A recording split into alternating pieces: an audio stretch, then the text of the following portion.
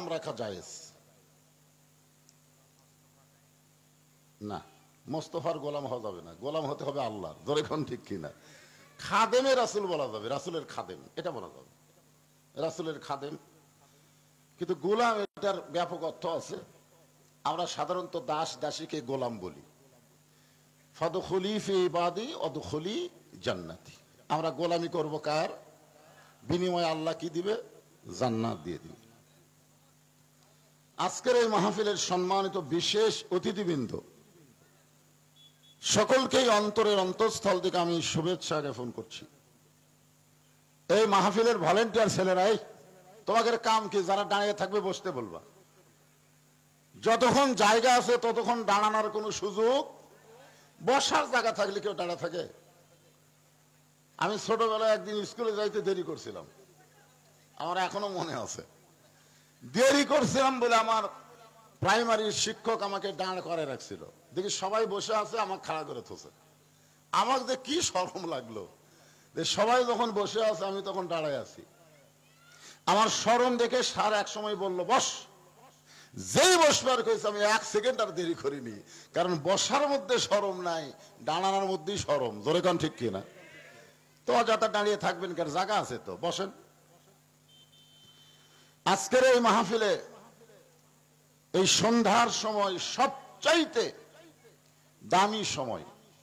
আল্লাহ কোরআনে বলেছেন বুকরাতা ওয়া আসিলা ওয়াসাব্বিহুহু বুকরাতা ওয়া আসিলা। সকাল এবং সন্ধ্যা আল্লাহর কাছে অত্যন্ত দামি সময়।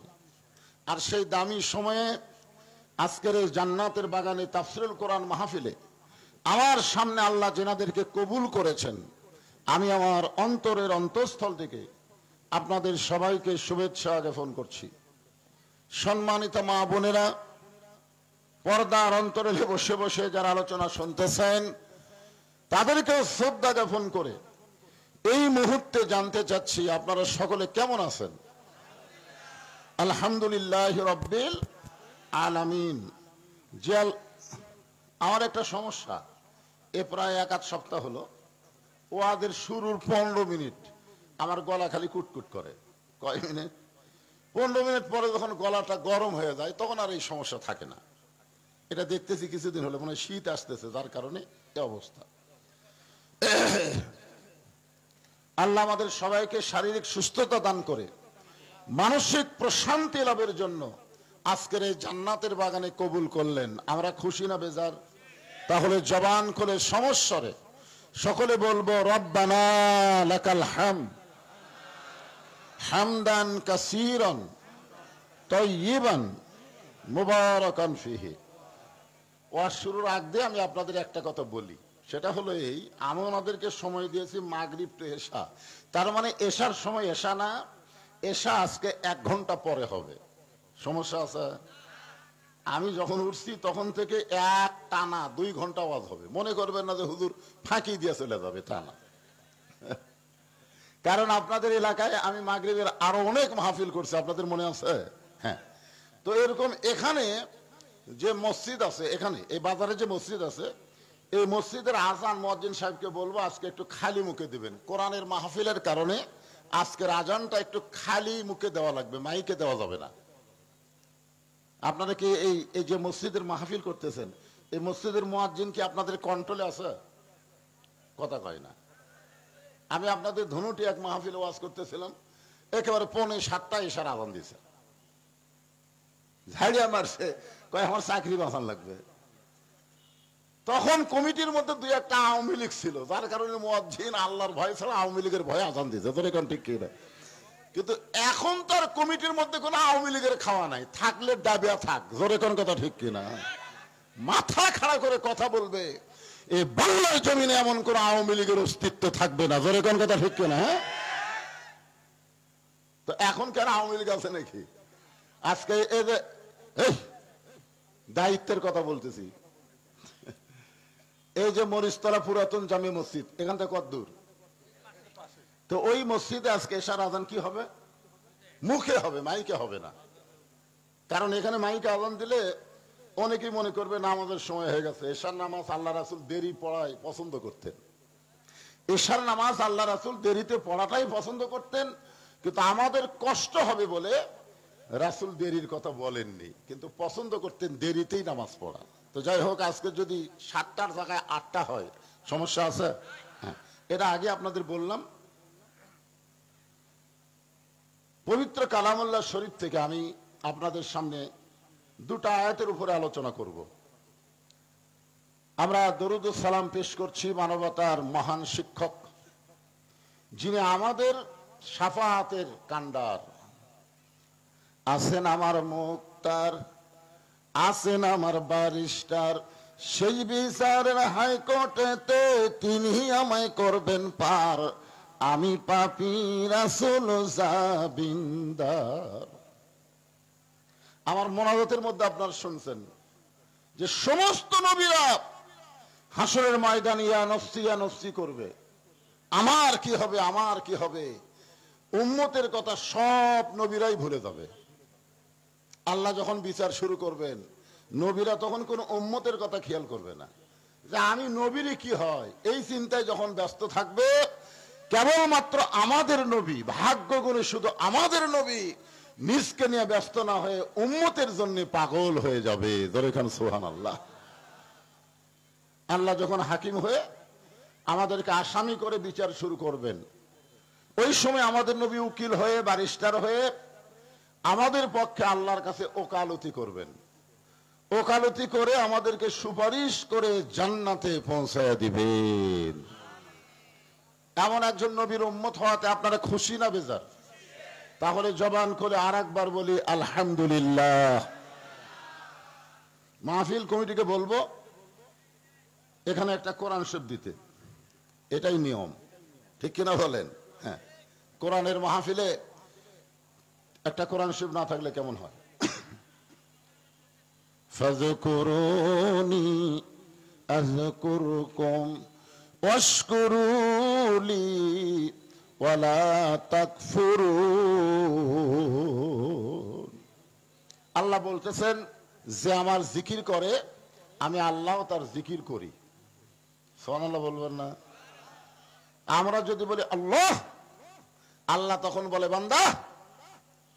মানে আমরা ডাকে আল্লাহ, আল্লাহ ডাকে বান্দা। মানে আমরা আল্লাহ বলতেই আল্লাহ কিন্তু বেজার হয় না। আপনি বারবার যদি বলেন আব্বা আব্বা আব্বা, বাপ এত বেজার করিস, দেখবেন ও মা মারে, ও মা, দেখবেন মা কিন্তু বেজার হবে। এতবার মা মা করা লাগবে কেন? দুনিয়াতে মানুষকে বেশি ডাকলে মানুষ বেজার হয়, আর আল্লাহকে যত ডাকবেন আল্লাহ তত খুশি হয়। ধরে খান সুবহানাল্লাহ। আল্লাহ বিরক্ত হবে যে আমার এতবার আল্লাহ আল্লাহ করে ডাকিস কেন? কি আল্লাহ পাইছি আমরা? একজন আমাকে বলল, হুজুর এত দামি আল্লাহ আছেন, আর আপনারা দুর্গাপূজার সময় হিন্দুকে মূর্তি পহরা দিলেন, আর সেই হিন্দুরা ধাবলা ধরা মুসলমানকে মারতেছে, আপনারা কি করলেন হুজুর? আমাদের জাতির পিতা হযরত ইব্রাহিম মূর্তি ভাঙ্গা চুরমার করে দিছে, আর আপনারা তাকে জাতির পিতা মানেন, আর পূজার সময় হিন্দুকে মূর্তি পাহারা দেন। এই প্রশ্ন যখন আমাকে করলো, আমি তো বেকায়দা।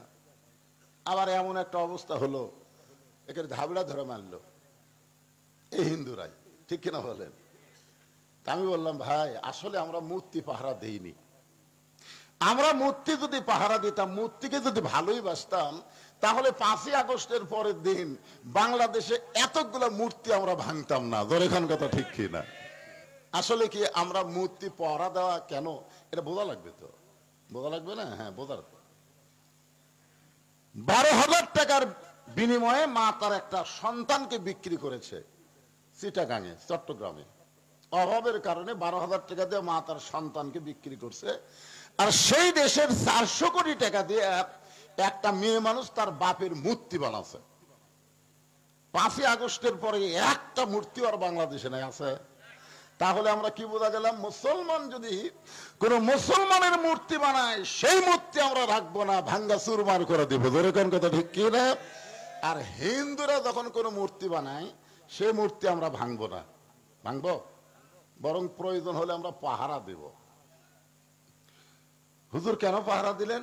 বলে পাহারা দেওয়ার কারণ হলো আমরা আসলে মূর্তি পাহারা দেইনি, আমরা ষড়যন্ত্র পাহারা দিয়েছি, যেরকম কথা ঠিক কি না?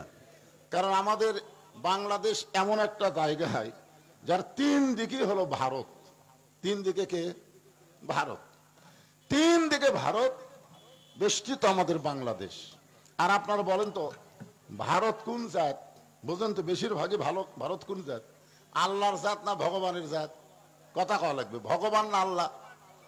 হ্যাঁ, ভগবানের ভ বাদ দেন না, না ভ বাদ দিলে গবানের কোন অর্থ ডিকশনারিতে নাই। গ বাদ দিলে বান মানে বন্যা, দুনিয়ার কোন মানুষ বন্যা চায় না। বা বাদ দিলে নো মানে ভগবান নাই। যার প্রমাণ আমি পাইছি কাজীপুরে। এপারে আমি গাড়ি রাইখা কাজীপুরের ওই পারে আর একটা কাজীপুরের অংশ আছে যার নাম হলো মাজনাবাড়ি। জোরেখার নাম কি? মাজনাবাড়ি। আমাকে নৌকা চড়ে নিয়ে যাচ্ছে, বিশাল নৌকা, 100 যাত্রী নৌকার উপরে। নৌকা যখন নদীর মাঝখানে গেল তখন আসমানে কালো মেঘ করে একটা বাতাস শুরু হলো। এই বাতাস দেখে ওই নৌকার মধ্যে দুটো হিন্দু ছিল। দুই হিন্দু আমার কাছে এসে বলতে, হুজুর কিছু করেন। আমি বললাম কি করব? বলে আসমানে মেঘ দেখতেছেন, বাতাস উঠলো, আজান দেন। আমি দুই হিন্দুরে কইলাম যে তোমরা ভগবানের জাত হয়ে আজানের গুরুত্ব কেমনে বুঝলা? বলে হুজুর আমাদের বাড়ি হলো মুসলমান এলাকার, এইরকম যখন ঝড় হয় বাতাস হয় তখন মুসলমানেরা একবার আজান দিলে কমে, 2 বার আজান দিলে বন্ধ হয়ে যায়। আমি তখন একটু ইয়ারকি করে বললাম তোমাদের ভগবানের খবর কি? বলে আমাদের ভগবান আছে হুজুর, কিন্তু সব জায়গাত নাই। মানে ভগবান জায়গা মতো আটকে থাকে, সব জায়গায় ভগবানের ক্ষমতা থাকে না। ওটা একটা হিন্দুই বলেছে। আর বলেছে এই বিপদে পড়লে কোনো ভগবান থাকে না, বিপদে পড়লে আল্লাহ। জোরে বলেন নাম কি? আরো জোরে। আল্লাহু লা ইলাহা ইল্লা হুয়াল হাইয়ুল কাইয়ুম। যদি মন চায় আলিফ বাদ দেন, লিল্লাহি মা ফিস সামাওয়াতি ওয়াল আরদ। যদি মন চায় আর একটা লাম বাদ দেন, লাহুল মুলকু ওয়া লাহুল হামদ। আবার যদি মন চায় আর একটা লাম বাদ দেন, হুয়াল্লাহুল্লাযী লা ইলাহা ইল্লাহু। আমার আল্লাহর সব কিছু বাদ দিলেও আল্লাহ বাদ পড়ে না। মুসলমানের আল্লাহ সদা বিরাজমান। জোরে বলেন ঠিক কিনা? সুবহানাল্লাহ। আমরা সে আল্লাহর জিকির করব, ফাযকুরুনি আযকুরুকুম। এখানে জিকির শব্দের অর্থ হলো স্মরণ করা। জোরে কোন কি করা? সব সময় আল্লাহকে স্মরণ করব। যে কাজই করি আল্লাহ আমাদের সবগুলো দেখতেছে, এই বিশ্বাস আমাদের কলিজার মধ্যে রাখা দরকার। কি এই বিশ্বাস আমাদের ভিতরে আছে? নাই নাই নাই। মানুষের তৈরি আইন দিয়ে যতদিন বাংলাদেশ চলবে ততদিন এই বিশ্বাস আমাদের অন্তরে আসবে না। যেদিন আল্লাহর কোরআন দিয়ে বাংলাদেশ চলবে সেই দিন এই বিশ্বাস আমাদের কলিজার মধ্যে আসবে। এই জন্য কোরআনকে লক্ষ্য করে আল্লাহ বলেছেন, কোরআনকে লক্ষ্য করে আল্লাহ বলেছেন, ইন্না নাহনু নাযালনা যিকরা ওয়া ইন্না লাহু লাহাফিজুন। এই কোরআনকে আল্লাহ জিকির হিসাবে নাজিল করেছে। কোরআন হেফাজতের দায়িত্ব কার? কথা বলেন না কেন? কার? আল্লাহ। এখানে ফাযকুরুনি আযকুরুকুম, এখানে বলা হচ্ছে যে আল্লাহকে স্মরণ করবে, আল্লাহ তার স্মরণ করবেন। আমি ছোট্ট একটা ইতিহাস বলি। নূহ আলাইহিস সালাম শুকনা জায়গায় একটা নৌকা বানাচ্ছিলেন। জোরে কোন কি বানাচ্ছেন? সবাই জোরে বলেন নাম কি? আরো জোরে। জোর হলো না। আসলে নৌকা নাম শুনলেই কেমন যেন মনে হয়।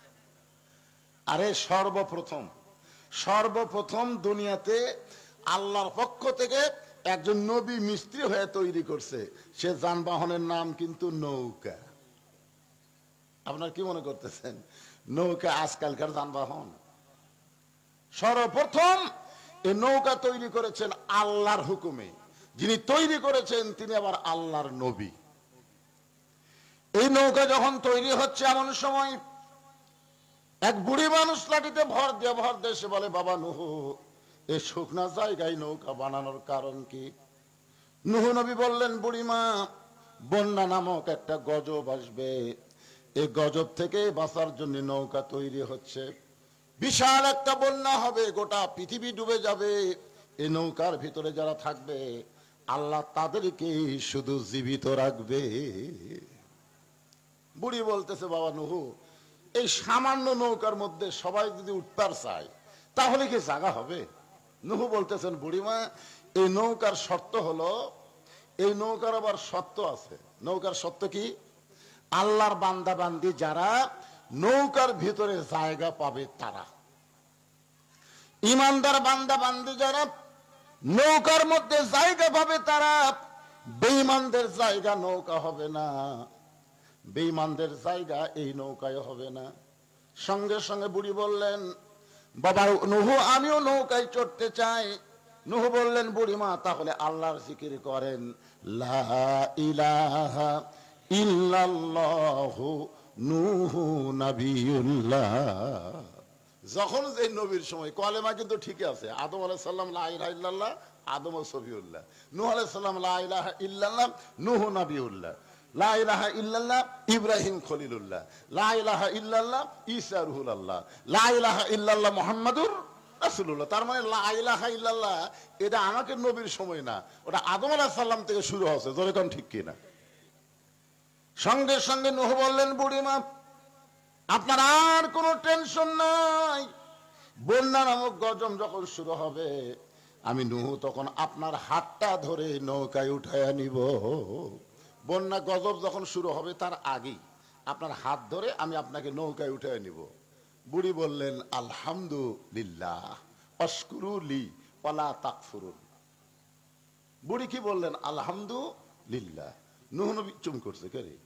আমি হাত ধরে নৌকা তুটাবো আর বুড়ি আমার প্রশংসা না করে প্রশংসা করলো কার? কথা বলেন, আল্লাহ। আমরা কিন্তু 15.5 বছর এটা ভুলে গেছিলাম যে আল্লাহর যে প্রশংসা করা লাগবে এটা আমাকে খেয়ালই ছিল না। কথাই কথাই হাসি না, এমনকি মনোবতের মধ্যেও হাসি না। রব্বানা আতিনা ফিদ দুনিয়া হাসিনা ওয়া ফিল আখিরাতি হাসানা। দুনিয়াতে হাসিনা, মরে গেলে হাসানা।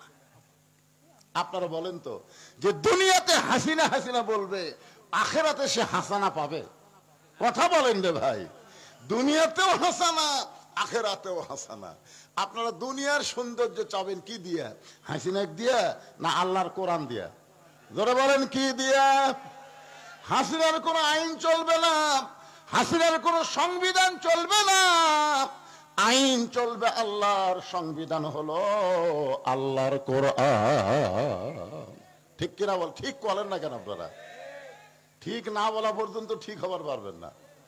মুখ দিয়ে যতক্ষণ ঠিক না বলবেন আপনি ঠিক হবার পারবেন না। মুসলমান দাবি করবেন, মুনাফিক অবস্থায় মৃত্যু হবে। আমরা কি চাই মুনাফিক হয়ে মরবার? কারণ মুনাফিক থাকবে জাহান্নামের সবচাইতে উপরে। দেখছেন, আপনারা ভালো জানেন। আমি কইলাম উপরে, আপনারা কইলেন নিচে। সাহাবেরা বললেন, হুজুর, মুনাফিক যখন জাহান্নামের নিচে থাকবে এদের খাবার কি হবে? আল্লাহ রাসূল বললেন, জাহান্নামের উপরে থাকবে কাফেরেরা। এই কাফেরেরা যে পেশাব পায়খানা করবে, ওই পেশাব পায়খানায় মুনাফিকেরা খাবে। মারাত্মক কথা। সাহাবারা বললেন, হুজুর, এই বদমাইশ মুনাফিক কোন দল থেকে বার হবে? মুনাফিক আসলে কোন দলের লোক হবে? আল্লাহ রাসূল বললেন, ইহুদির মধ্যে, হিন্দুর মধ্যে, খ্রিস্টানের মধ্যে, বৌদ্ধর মধ্যে, অন্য কোন জাত ধর্মের মধ্যে মুনাফিকের আবাদ হবে না। মুনাফিকের আবাদ হবে মুসলমানের ভিতরে। এখন বলেন তো, মুনাফিক কারা? আল্লাহর কোরআনের আইন থাকার পরও যারা মানুষের আইন দিয়ে চলতে চায় তারাই হলো মুনাফিক। জোরে কোন কথা ঠিক কিনা? আপনারা বলেন, কোরআনের আইন আছে না নাই? সে আইনের জন্য কোনো আন্দোলন করলো না, কোনো চেষ্টাই করলো না। বরং যারা কোরআনের হক কথা বলে তাদের বিরুদ্ধেও আবার চাষকালে গল্প হয় যে বলবে সে তো ওয়াজ করে বেড়াচ্ছিল, ওই একটা দলের হয়ে ওয়াজ করে গেল। শালা কত বড় মুনাফিক! আমি বলে একটা দলের ওয়াজ করতেছি, আমি ওয়াজ করতেছি আল্লাহর কোরআনের। জোরে কোন কথা ঠিক কিনা? এই মুনাফিকের আগামীকাল গল্প করবে যে সন্ধ্যার সময় যে ওয়াজ করে গেল, একটা দলের হয়ে ওয়াজ করলো। কোন দল? কোন দল রে পাগলা? জামাতের কথাই উঠছে। ওয়াজ কবি একটা কথা বলেন কেন আপনারা? আল্লাহর দল। জামাত যদি আল্লাহর দল হয় তাহলে জামাতই হবে, অসুবিধা কি? আল্লাহ কোরআনে বললেন, আমিনান নাসি মান ইয়াকুলু আমান্না বিল্লাহি ওয়া বিল ইয়াউমিল আখিরি ওয়া মা হুম বিমুমিনিন। মানুষের মধ্যে এমন কতগুলো মানুষ আছে যারা বলবে আমরা আল্লাহ বিশ্বাস করি, আখিরাতকে বিশ্বাস করি, এরপরও আল্লাহ বলেছেন তারা মুমিন না। তারা মুমিন না হওয়ার কারণ হলো তারা আল্লাহ বিশ্বাস করে, আখিরাত বিশ্বাস করে, মানুষের আইন দিয়ে চলতে চায়, আল্লাহর কোরআনের আইন মানতে চায় না। এরাই হলো মুনাফিক। যেরকম এরা কি? তাহলে মুনাফিকের আবাদ কার মধ্যে হয়? মুসলমানের ভিতর থেকেই মুনাফিকের আবাদ হয়। একটু মনোযোগ দিয়ে শোনেন। নূহ নবীর কথা শুনে বুড়িমা চলে গেল। কিছুদিন পর বন্যা শুরু হয়ে গেল। এত বিশাল একটা বন্যা হলো, এমনকি এভারেস্ট শৃঙ্গ পর্যন্ত বন্যার নিচে ডুবে গেল। পৃথিবীর সবচাইতে উঁচা যেটা ছিল এভারেস্ট, মাউন্ট এভারেস্ট, ওটার উপরে পানি উঠে গেল। এক টানা 40 দিন পর্যন্ত পানির নিচে পৃথিবী ডুবে থাকলো। 40 দিন, 40 সেকেন্ডই তো আমাকে অনেকের বাঁচবি না, ধরে কোন কথা ঠিক কিনা। 40 দিন পরে বন্যার পানি কমে গেল। নূহ নবীর নৌকা যদি পর্বতে যখন ভেঙে গেছে, এমন সময় আল্লাহ ডাক দিয়ে বলে, নূহ রে, নৌকার খবর কি রে? নূহ, নৌকার খবর কি? নূহ বলতেছে, আল্লাহ, নৌকার ভিতরে যারা জীবিত আছে তারা, নৌকার বাহিরে যারা ধ্বংস হয়েছে তারা, নৌকার ভিতরে যারা জীবিত আছে তারা, আর নৌকার বাহিরে যারা ধ্বংস হয়েছে তারা। আল্লাহ বলে, নূহ, ওই বুড়িটার খবর কি? নূহ বলতেছে, আল্লাহ, আমার মনই নেই। কি বুঝলেন? কি বুঝলেন? একটা নবী পর্যন্ত বিপদে ভুলে যায়, আর আপনি বলতেছেন, হুজুর আমার কোনো চিন্তা নাই, আমি পীর সাহেব ধরছি। পীর সাহেব ধরছেন? পিসাব? আপনি জানেন বাংলাদেশের কোন পীরের বউ ওই স্বামী পীরের কাছে মুরিদ হয় না। খোঁজলে দেখেন, প্রত্যেকটা পীরের বউ আর স্বামীর কাছে মুরিদ হয়নি। যত বড় পীর হোক, বউ জানে আমার স্বামী লুচ্চা, মাঝে মধ্যে মুরিদের বইয়ের দিকে তাকা থাকে। শালার আবার পীর হচ্ছে। আল্লাহ কোরআনে বললেন, আতিউল্লাহ ওয়া আতিউর রাসূল ওয়া উলিল আমরি মিনকুম।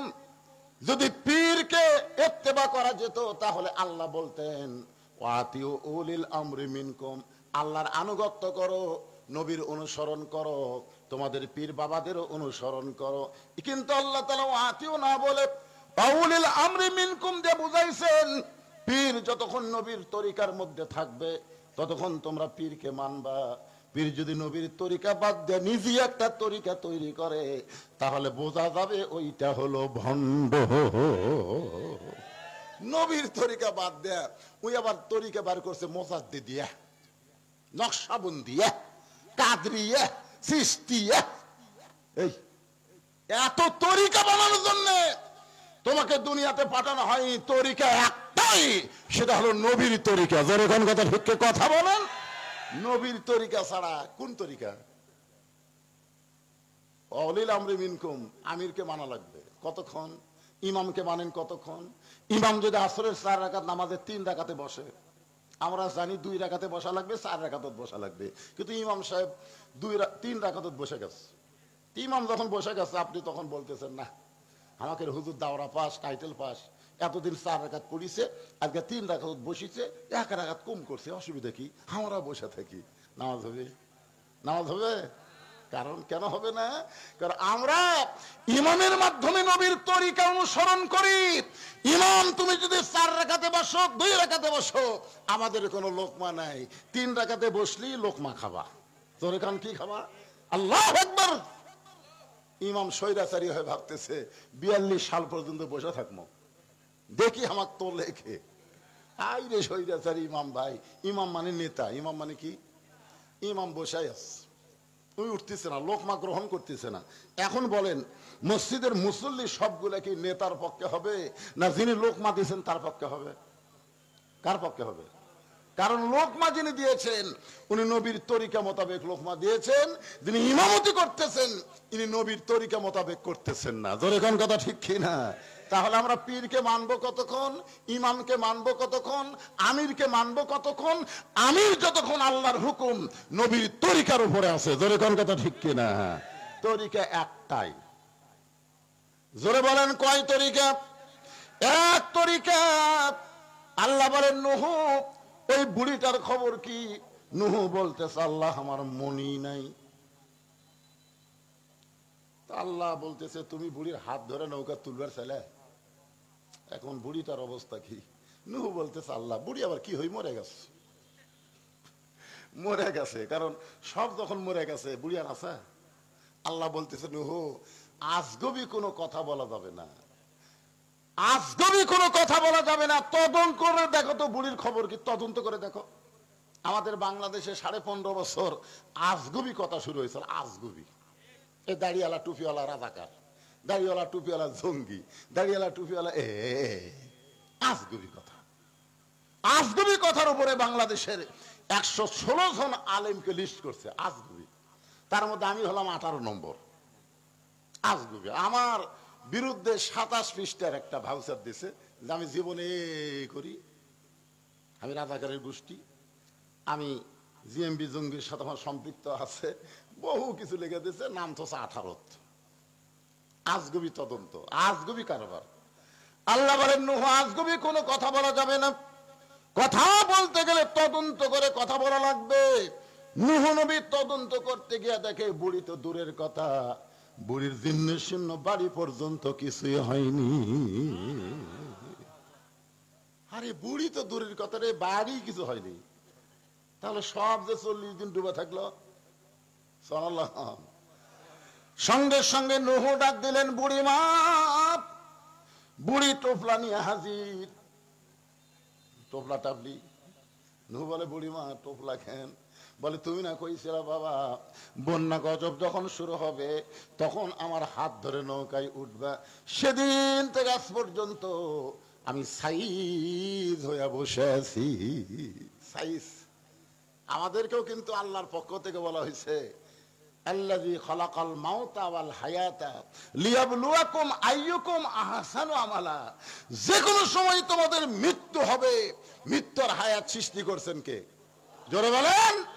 যে কোনো সময়। মনে করেন না যে আমার চুল পাকেনি, আমার দাড়ি ঠিক মতো গজায়নি, আমার সময় আছে, আমার দাদা বুড়া হয়ে গেছে, দাদার কাছে আগে আজরাইল আসবে, তারপরে সিরিয়াল মোতাবেক আমার কাছে আসবে।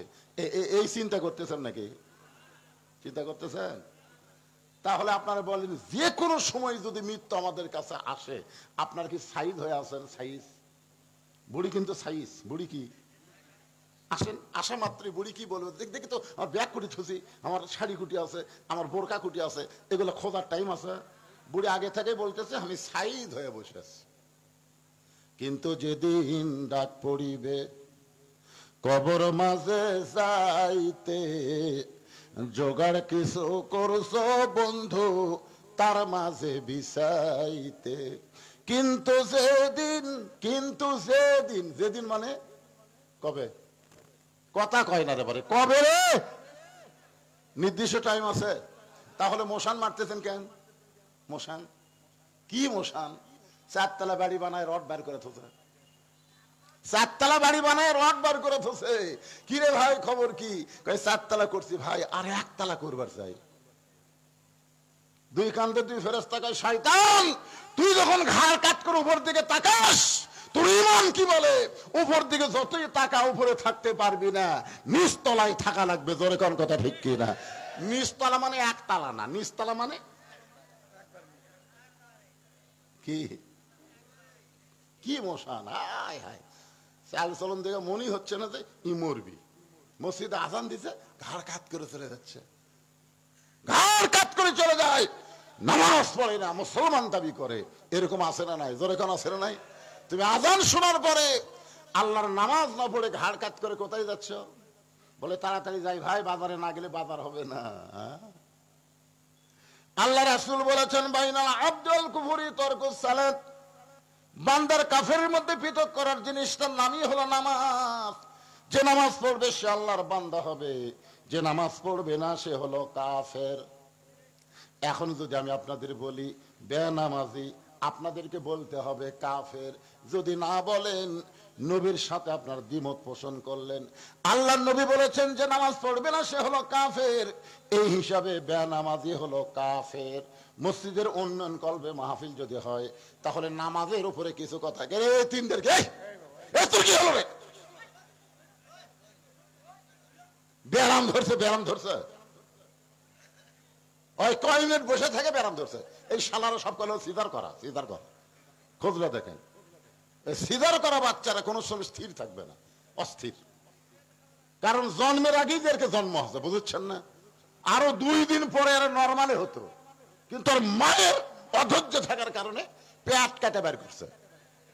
পেট কাটা থেকে আর ঘুমই ভাঙ্গেনি। ঘুমই যদি না ভাঙ্গে, ডাক্তাররা চিন্তা পড়ে গেল, কে রে পেট তো কাটো রে, ই তো ঘুমই ভাঙ্গেনি। তখন আর পাও ধরে টানা বের করে এইরকম একটা ঘুরেন দেয়, যেই ঘুরেন দেয় মাথাতে একটা কান্দে ওঠে। ওই যে ঝাঁকি খাচ্ছে, ওই ঝাঁকি তারা বেশিক্ষণ থাকা পারবি না, তো এখনই শুরু হয়ে গেছে। কে রে,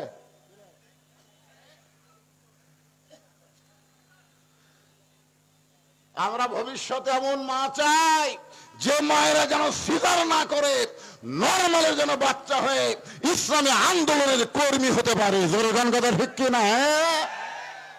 গোটা বাংলাদেশের মধ্যে আপনার ধনুট হলো নামকরণ। সর্বপ্রথম ইসলামী আন্দোলনের একজন শহীদ হয়েছে, যার কবর হলো এই ধনুটের মাটিতে। জোরগান কথা ঠিক কিনা? চিনেন আপনারা? সেটাই তো বলতেছি, কত বড় ভাগ্যবান। কি মায়ের পেটের থেকে হয়েছে, কোন মায়ের পেট থেকে শহীদ মালিক হলো? আর সেই শহীদ আব্দুল মালিকের এলাকার বাচ্চারা সব সিজার করা। কে সিজার করা পার্টি? পিছনে জায়গা নেই, দরজাত খাড়ায় থাকে।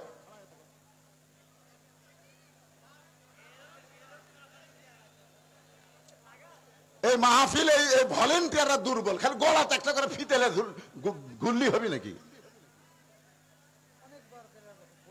বললে হবে, হাত ধরে নিয়ে দেওয়া লাগবে।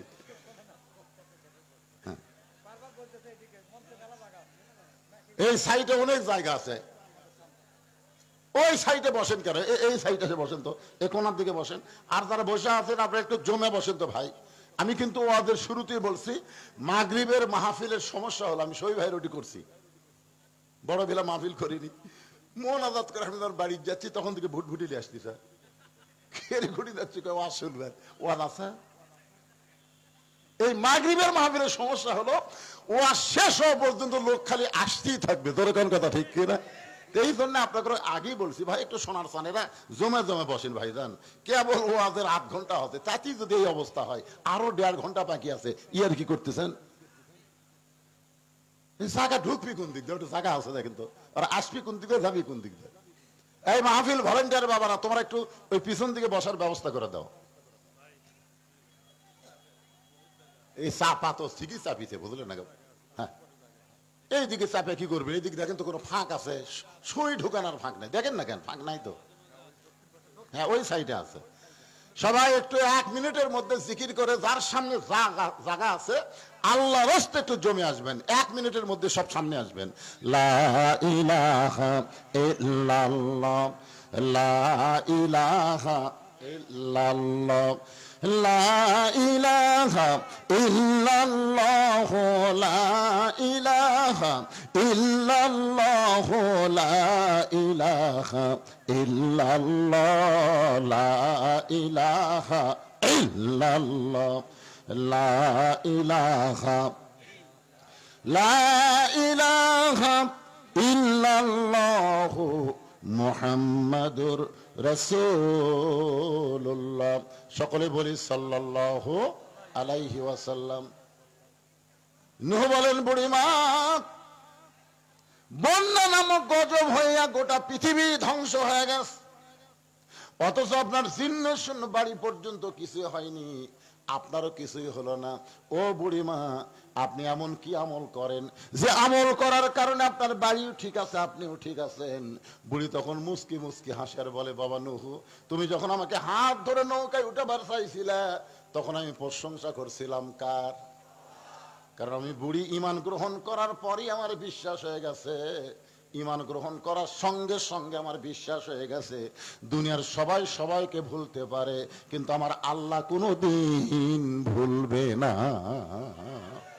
ঈমান গ্রহণ করার পরই এই বিশ্বাস আমাদের আনতে হবে যে দুনিয়ার সবাই আমাকে ভুলতে পারে, কিন্তু আমার মওলা আমার আল্লাহ আমাকে কোনোদিন ভুলবে না। তাহলে জিকির করব কার? আরো জোরে না বাবা? এতে কতগুলো আছে, আমার দয়াল বাবা, দয়াল বাবা। বাবা ভুলে যাবি রে, বাবা নিজেই বাঁচবে কিনা টেনশন আছে, তোর কোন কথা ঠিক কিনা। এই জন্যে ফাযকুরুনি আযকুরুকুম, আল্লাহকে যে স্মরণ করবে আল্লাহ তাকে স্মরণ করবেন। আমাদের জাতির পিতা হযরত ইব্রাহিম চড়কের উপরে বসে আছেন, বাবা আজর রশি ধরে টানতেছে, আর নিচে নমরুদের আগুনের চুলার দাও দাও করে আগুন জ্বলতেছে। বাবা আজর চড়কের রশি ধরে টানতেছে, নিচে আগুন জ্বলতেছে, আর চড়কের উপরে বসে ইব্রাহিম নবী জিকির করতেছেন আল্লাহর জোরে কনকার হাসবি আল্লাহু নিমাল ওয়াকিল অনিমাল মওলা অনিমান নাসির। আল্লাহ আমার বাবা যতই আমার টানুক আর নমরুদের আগুন যতই জ্বলুক, আমার ঈমান বলতেছে ওদের দিকে আমার তাকানোর সময় নাই, আমি জিকির করতেছি কার? আরো জোরে বলেন কার? আল্লাহ বলে ইব্রাহিম আগুনের চুলার উপরে চড়েও যখন তুমি আমি আল্লাহকে ভুললা না, আমি আল্লাহ তোমাকে ভুলবো না, বরং আমি ঘোষণা করে দিলাম কুলনা ইয়া নারু কুনি বারদাও ওয়া সালামান আলা ইব্রাহিম। এতদিন পর্যন্ত মানুষ জানে আগুন পুড়াতে পারে, কিন্তু আজকে ইব্রাহিমের জিকিরের কারণে আগুনকে আমি শান্তিদায়ক করে দিলাম। আচ্ছা, এটা কি আপনারা বিশ্বাস করেন? বিশ্বাস করেন নমরুদের আগুনের চুলা শান্তিদায়ক হয়ে গেছিল? কুলনা ইয়া নারু কুনি বারদাও ওয়া সালামান আলা ইব্রাহিম। তাহলে ইব্রাহিমের জন্য যদি নমরুদের আগুনের চুলা শান্তিদায়ক হয়, তাহলে ইব্রাহিমের সন্তান হলাম আমরা। আমাদের জন্য ভারতের অ্যাটম বোমাকেও আল্লাহ মিষ্টি তরমুজ বানাবার পারবে। যেরকম কথা ঠিক কিনা? খালি আল্লাহর প্রতি তাওয়াক্কুল করেন, আল্লাহর জিকির করেন। কে রে ভারত নেংটির বাচ্চা, মালওয়ানের বাচ্চারা, তোরা মুসলমানের কি করতে পারিস? কি করতে পারিস তোরা মুসলমানের? গৌর গোবিন্দকে শাহজালাল ইয়ামিনী হয়ে যেরকম সাইজ করেছে, পৃথিরাজকে খাজা সাহেব যেরকম সাইজ করেছে, মোদির ওই উগ্র হিন্দুকেও বাংলার মুসলমানও সাইজ করতে পারবে। যেরকম কথা ঠিক করে কথা বলে। অনেকে বলে ভারত বড় দেশ, ভারত যত বড়ই হোক আমাকে আল্লাহ কি তার চাইতে ছোট? কথা কন না কেন? নমরুদের আগুনের চুলার কাছে ইব্রাহিম কত বড় দেয়? আপনারা বলেন তো ইব্রাহিম নবী কত বড়, আর আগুনের চুলা কত বড়? আর আগুনটা জ্বলাইলো কতদিন ধরে? উপর দিয়ে পাখি উড়ে যাওয়ার পারে নাই, আগুনের তাপে পাখি পুড়ে ছাই হয়ে গেছে। আর সে আগুনের চুলা আল্লাহর জিকির চালু থাকার কারণে যদি শান্তির বাগান হয়ে যায়, আমাদের অন্তরে যদি আল্লাহর জিকির থাকে, আল্লাহর স্মরণ যদি সব সময় থাকে, ভারতের বাংলার কিছুই করতে পারবে না। আমরা তাকায় থাকবো আল্লাহর দিকে। জোরে বলেন কথা ঠিক কিনা?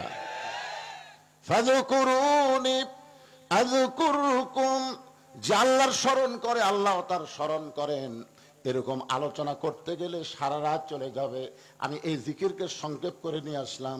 ইন্না নাহনু নাযালনা যিকরা ওয়া ইন্না লাহু লাহাফিজুন। আল্লাহ তাআলা এই কোরআনকে জিকির হিসাবে নাজিল করেছেন। আমার দিকে তাকান, কি হিসাবে? কোরআন হেফাজতের দায়িত্ব কার? 11 সালে আমি যখন প্রথম হজ করতে গেলাম, 2011 সালে, তা আমার সঙ্গে একটা যুবক ছিল, ও হজ করবার গেছিল। ও তাওয়াফ দিতে যতবার তাওয়াফ করে 3-4 বার কাবা ঘর চুমা খায়। 3-4 বার প্রতি তাওয়াফে 7 পাকের মধ্যে 3-4 বার কাবা চারটা ধরে ইনকে চাপায় ধরে চুমা খায়। কিন্তু এত মানুষের ভিড়, আমি আর কাবার ধাইতে যাওয়ার পারি না। তা আমাকে বলতে যে হুজুর আপনি এতই দুর্বল, আপনি কাবা ঘর চুমা খান না কেন? তাওয়াফ করে লাভ আছে, কাবা যদি চুমাই খাবার না পারেন তো তাও ঘুরে লাভ কি? আমি করলাম ভাই আমি তো যাবার চাই রে, কিন্তু মানুষের এত ভিড় কিভাবে যাই? তখন আমাকে বলতে খালি এই এই এই এই 2 খুনা মারবেন আর কাবার দিকে হাঁটবেন, ফাঁক হয়ে যাবে। আপনারা বলেন কাবা ঘরে খেলে বাংলাদেশের মানুষ, আপনাকে ধনুটের মানুষ নাকি? পৃথিবীর যত মুসলমান আছে সব মুসলমান কাবা ঘর তাওয়াফ করতেছে, আর আমি কুনে মারবো, কার বুকুর যে কুনে লাগবে ভাই? ওই যদি বেদার হয়ে যায়, কাবার মালিক কি খুশি হবে? আল্লাহ রাসূল বলেছেন একদিন এই কাবা থাকবে, মসজিদ নববী থাকবে, বাইতুল মুকাদ্দাস থাকবে, তারপরও পৃথিবী ধ্বংস হবে, তারপরও পৃথিবী ধ্বংস হবে। কিন্তু শুনে নাও, যতদিন আল্লাহর একটা কাবা থাকবে ততদিন পৃথিবী ধ্বংস হবে না। সাহাবেরা বললেন হুজুর এটা কোন কাবা? আল্লাহ রাসূল বললেন একজন ইমানদার মুসলমান, জাকিরিন মুসলমান যতদিন দুনিয়াতে থাকবে ততদিন দুনিয়া ধ্বংস হবে না। তার মানে বোঝা গেল কাবার চাইতে, মসজিদের চাইতে একজন জিকিরওয়ালা মুসলমানের দাম আল্লাহর কাছে অনেক বেশি। কি মনে করতেছেন? কাবা ঘর তো ঠিকই ছিল। মক্কা বিজয়ের পরে নবী যখন এসে কাবার দরজা খুললো, কাবা ঘরের মধ্যে 360টা মূর্তি। কিরে, ঘর হলো আল্লাহর আর মূর্তি ঢুকলো হিন্দুকের। আপনার কি মনে করতেছেন খালি বাংলাদেশের মোড়ে মোড়ে মূর্তি না রে, কাবা ঘরের মধ্যে ঢুকছে। আল্লাহ রাসূল মূর্তিগুলো বাইর করে যখন সাহাবী করে দিচ্ছে আর বলতেছে যে ছাপা মারো, পাহাড় আছে, যদি এমনি ভাঙবার না পারো ওই পাহাড়ও যা বাড়ি মারো, সব ভাঙ্গা চুরমার করে দাও।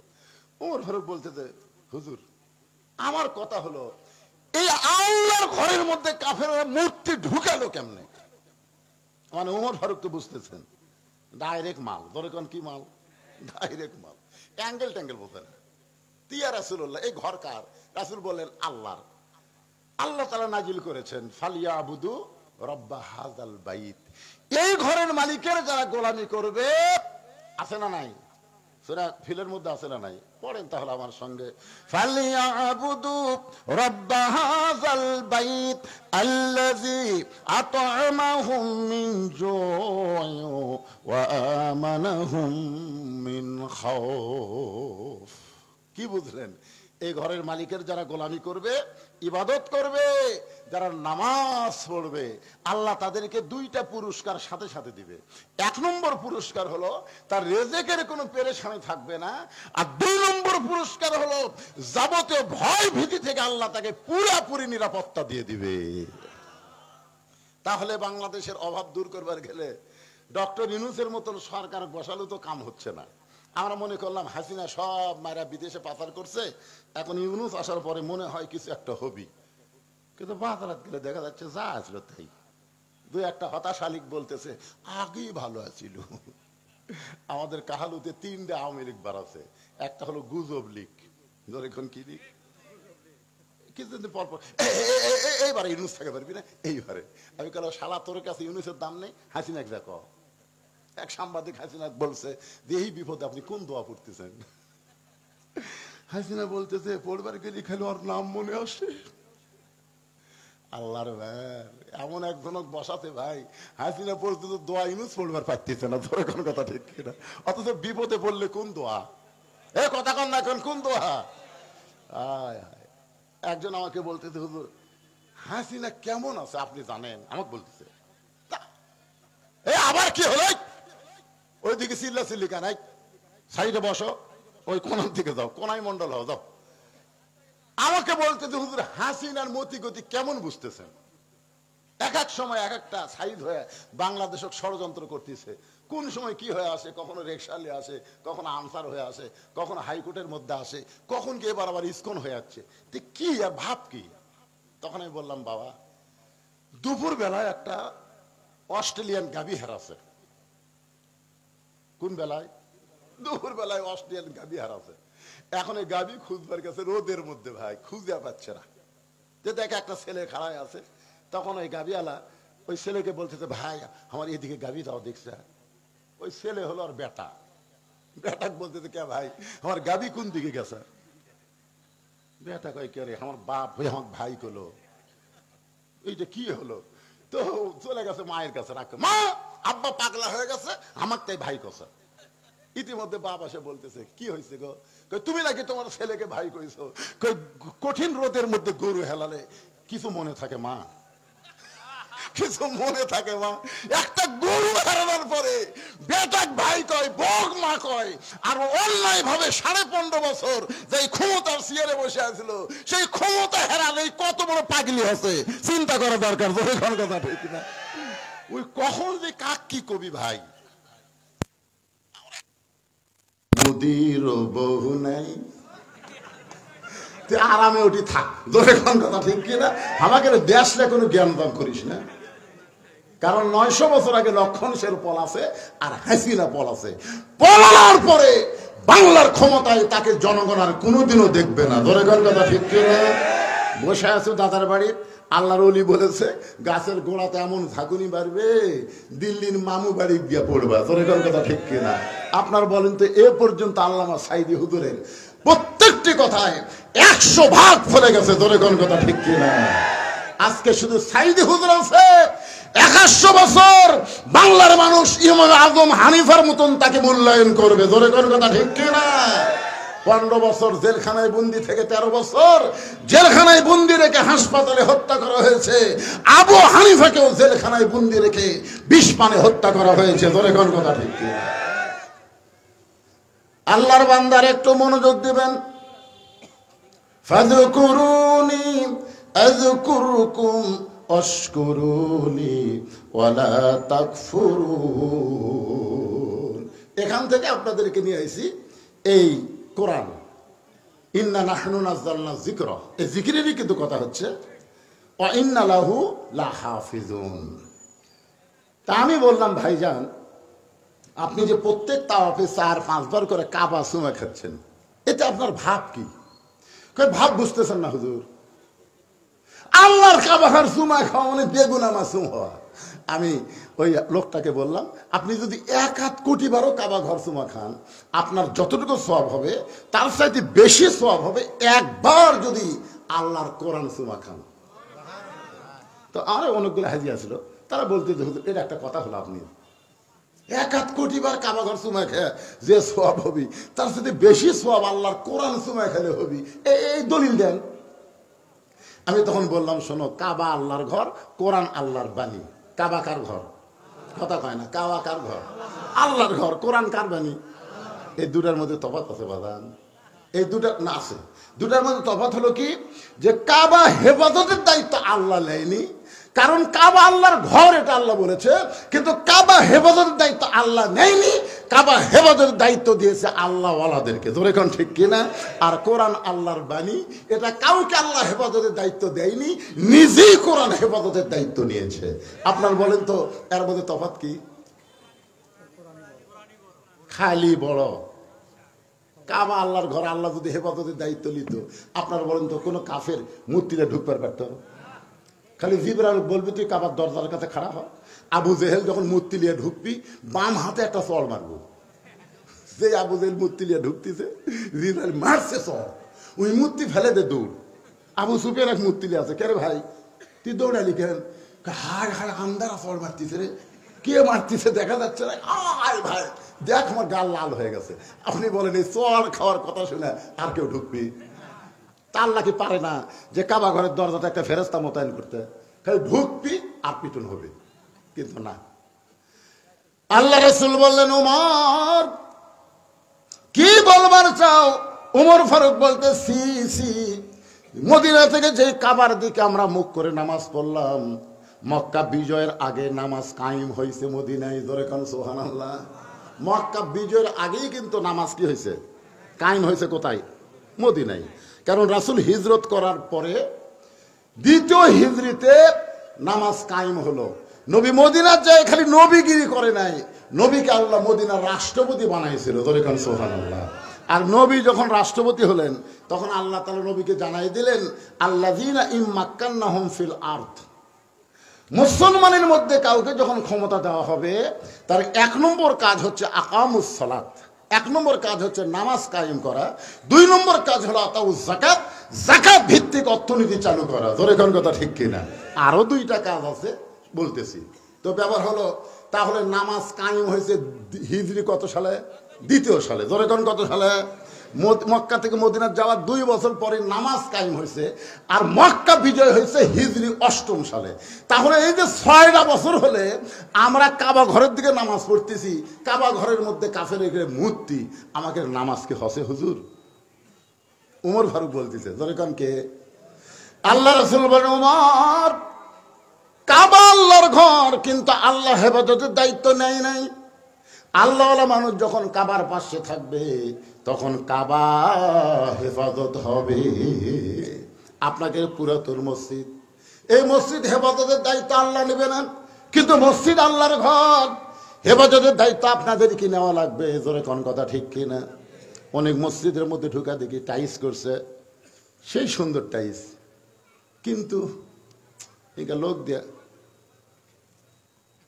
কিরে ধুলে একেরে টাইসের উপর ধুলে একেরে। মুয়াজ্জিন সাহেব, আপনি মসজিদ ঝাড় দেন না? না হুজুর। তা আল্লাহর ঘর ঝাড় দেন না, কারণ কি? আজান দিয়ে আকামত দিয়ে কেউ আসে না। কেউ যদি না আসে কোন অযথা ঝাড় দিয়ে লাভ আছে?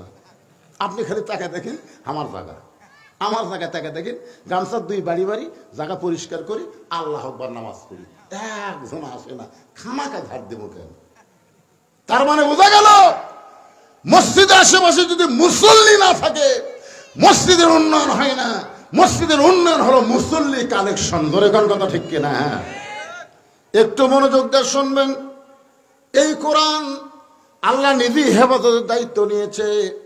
নির্ভুল কোরআন আল্লাহ আমাদেরকে হেদায়েত স্বরূপ দান করেছেন। আল্লাহ বলেছেন, জালিকাল কিতাবু লা রাইবা ফি হুদাল লিল মুত্তাকিন। এই কিতাবের মধ্যে কোনো সন্দেহ নাই, এই কিতাব মুত্তাকিদেরকে হেদায়েত দিবে। যারা আমরা মুত্তাকি হব, কোরআন থেকে যদি হেদায়েত নিবার চাই তাহলে কোরআনকে জিকির হিসাবে গ্রহণ করা লাগবে। এই জিকিরটা কি? আমার হুজুর বললেন, হুজুর এখানে একটা হাফেজি মাদ্রাসা করা হয়েছে, এই মাদ্রাসার কথা বলবেন। মাদ্রাসার কথা বলা লাগবে না। কোরআন শিক্ষা করা যদি ফরজে আইন হয়, প্রত্যেকটা মুসলমানকে যদি কোরআন শিখতেই হয়, তাহলে মাদ্রাসার গুরুত্ব এমনি দিবে। ধরে কোন ঠিক কিনা? এখন আপনাদের কাছে আমার প্রশ্ন হলো, এই কোরআন শিক্ষা করা কেন ফরজ? কেন আল্লাহ বললেন, ইন্নামাল মুমিনুনা আল্লাযীনা ইযা যুকিরাল্লাহু ওয়াজিলাত কুলুবুহুম। এখানেও কিন্তু যুকিরাল্লাহ আছে, যুকিরাল্লাহ আছে না, মানে আল্লাহর জিকির।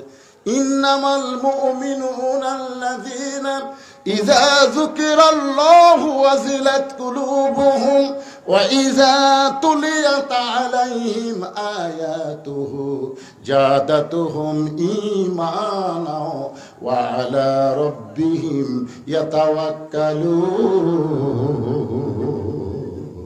আল্লাহু আকবার। কি বুঝতেছেন? কোরআন তেলাওয়াত শুনলে মানুষের ঈমান বাড়ে না কমে? এখানে আল্লাহ এই আয়াতের মধ্যেই তো আমি বললাম, ওয়াইজা তুলিয়াত আলাইহিম আয়াতুহু জাদাতুহুম ঈমানান। কোরআন তেলাওয়াতে মানুষের ঈমান বাড়ে, আর ঈমান বাড়ার লক্ষণ চুপ থাকা না, আল্লাহু আকবার বলে ঈমানের বড়ত্বের প্রকাশ করা। ধরে কোন কথা ঠিক কি না? লিল্লাহি তাকবীর। এখন আপনাদের কাছে আমার প্রশ্ন হলো, এই জিকির সম্পর্কে আলোচনা করতে গিয়ে, যে কোরআন এমন একটা জিকির যার হেফাজতের দায়িত্ব কার হাতে? আরো ধরে কি জন্য কন্ত যে আমরা এই কোরআন